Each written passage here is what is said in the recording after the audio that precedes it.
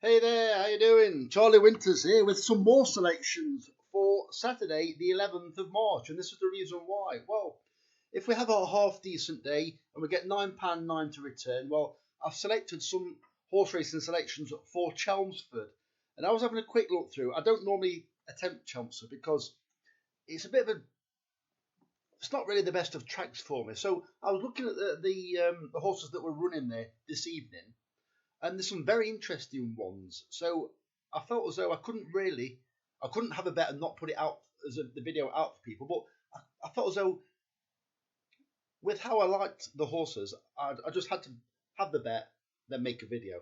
So here is the bet. If if you staked all your stake, well, hopefully there should be some returns by the end of the day by 5:25, and then you can place this bet if you decide to. If you don't, that's fine. So here's the selections. So the staking is 25 pence each way doubles, 15 pence each way trebles, and I believe the other one is a 15 pence each way accumulate. And I believe it comes to £9.90. You decide exactly how much you want to spend. You don't have to spend that amount.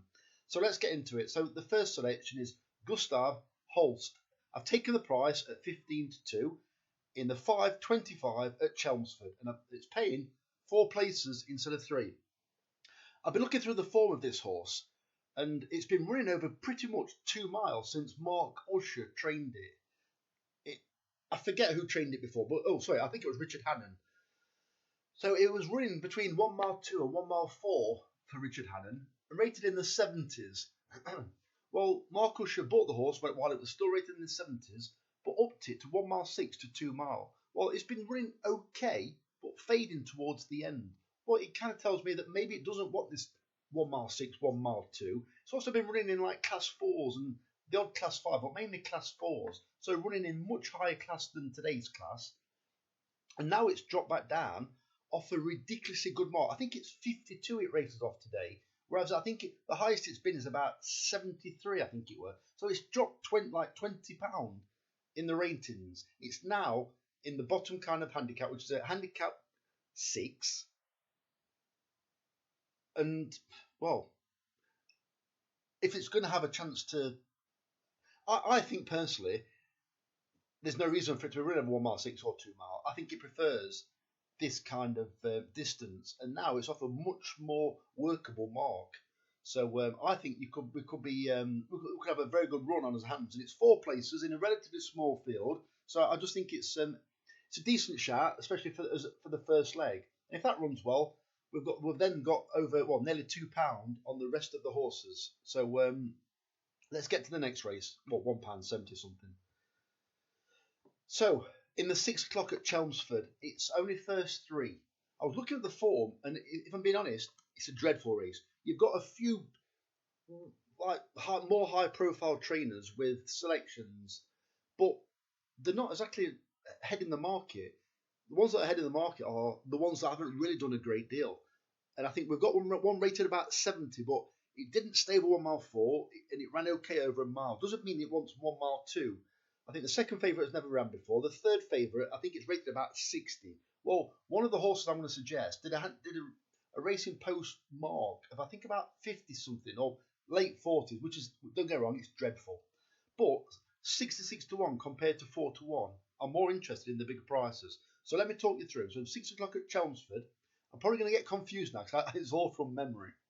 Right, Rock and Roll Pinky is Ivan Furtado, not really known for first time out, but it ran at Southwell over a shorter distance. It was either slowly away or held up towards the back. It made ground, not great, not an amazing amount of ground, but it made inroads. But then it stayed on the far side at Southwell, which is where you don't want to be. So that's a very interesting run. Don't get me wrong, it could be running to Chelmsford because the track could be too quick for it. I don't know. But at 66 to 1 compared to in a poor race, it's too big a price for me because you would have thought it would also improve. The other selection in that race is Outrule at 50 to 1. Well, I'll tell you about this selection because I tipped it last time. It's trained by, is it Willie Jarvis? I think it is, his name is. So this horse, it was back from 20s to 9s. I know that because I actually backed it or tipped it on that day. it ran awful, absolutely awful. It was one of those horses where it was a little bit slowly away, and you're looking at it. Sorry, that's my phone ringing. I'll just get rid of that. It was running, and the horse was absolutely clueless. I mean, like it's like it was an embarrassment. It were 9-1. I gave it as a tip, and it were like crikey.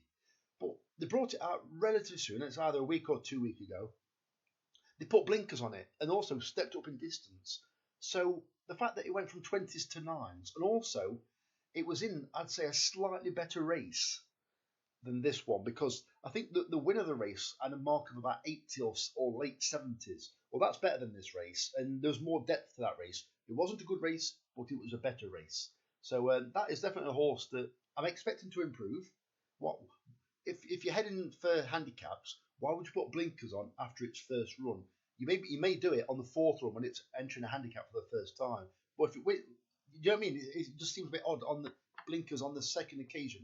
So I think improvement is expected from this horse. And Lightning Spark, after all that, I've kind of forgot.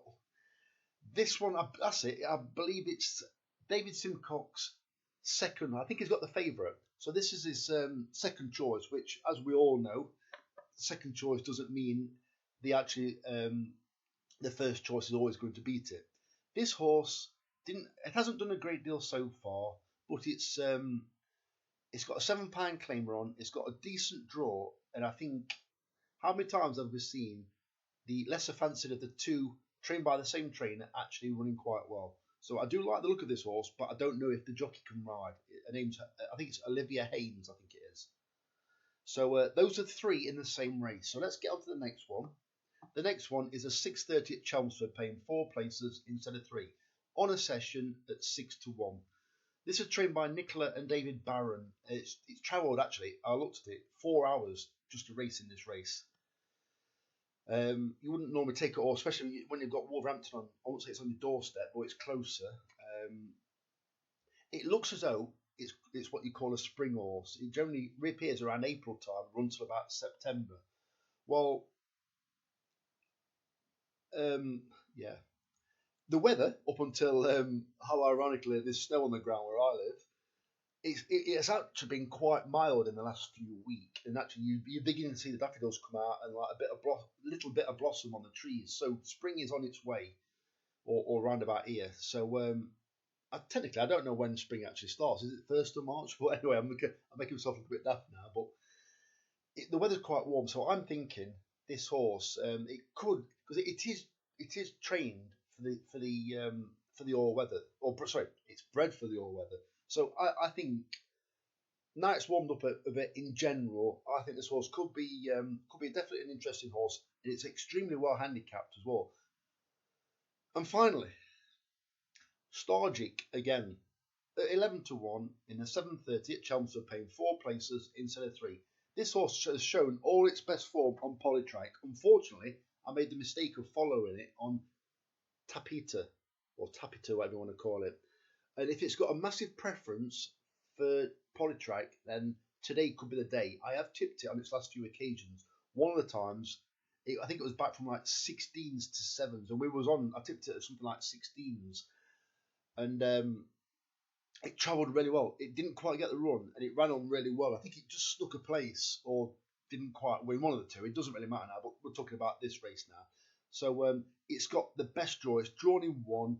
This horse has got plenty of speed. So once it gets a kick in the ribs from the start, it needs to ideally sit. You'll have the leader, hopefully, one on the outside, and then one sat behind it on the rail would hopefully be Stargic. That's where I would want it racing. Callum Shepherd, very decent jockey. It takes the ride again after, if I'm being honest, it looked like a complete non-trial last time, because it didn't get away. It was never really travelling that well, but it made a move on the wide outside. I mean, really wide outside, and it's like it was embarrassing. I'm thinking, I actually saw him pushing it on the outside. I thought that's what no. I actually turned the race off. I can remember actually watching it. I turned it off straight away. Don't get me wrong, I did come back to see the result, but I was embarrassed. So that is the bet. It comes to £9.90. Obviously, if you can't afford it, put it on with some winnings or returns, hopefully from this afternoon. Sandown is on. I am currently looking at Cheltenham. Obviously, I don't know the definite intended runners yet, because Honeysuckle's still declared for 2 races. But as you'll be well aware, let me just show you this. Well, that's been Mornby to Chelmsford. That's where David Barron trained. So let's type in Cheltenham weather. So as you'll see very shortly, Cheltenham weather. So Saturday, apparently, right, hold on. Precipitation. So Saturday, from basically dinner time onwards, I'd say quite heavy showers by the looks of it. Yeah, it says 12%, but that's a chance of it now. But 81% of rain. Yeah. So a fair amount Saturday. This has changed quite a lot actually, because Sunday they've given out sleep. So this Sunday, maybe the odd shower, unlikely. And then come 5 o'clock, early evening, definite rain. Pretty much all through the night, as you can see, rain there Monday. Looks like all day, pretty much like on and off, but very wet day Monday. So obviously then you're leading into Tuesday. Tuesday looks like it's going to be showers on and off, or wintry showers right up till race time. Well, honestly, I think they won't declare it as heavy, but I think it'll be on the really, really slow side of soft. So if you remember last year, on the Wednesday, everything that was racing up near the pace basically stayed where it was. There was very few horses that came from behind. So I'll be taking that into consideration when I'm picking the selections. I will give you one heads up of one selection I am thinking of having, and that is in, I believe, the first race, and that selection is Gaelic Warrior.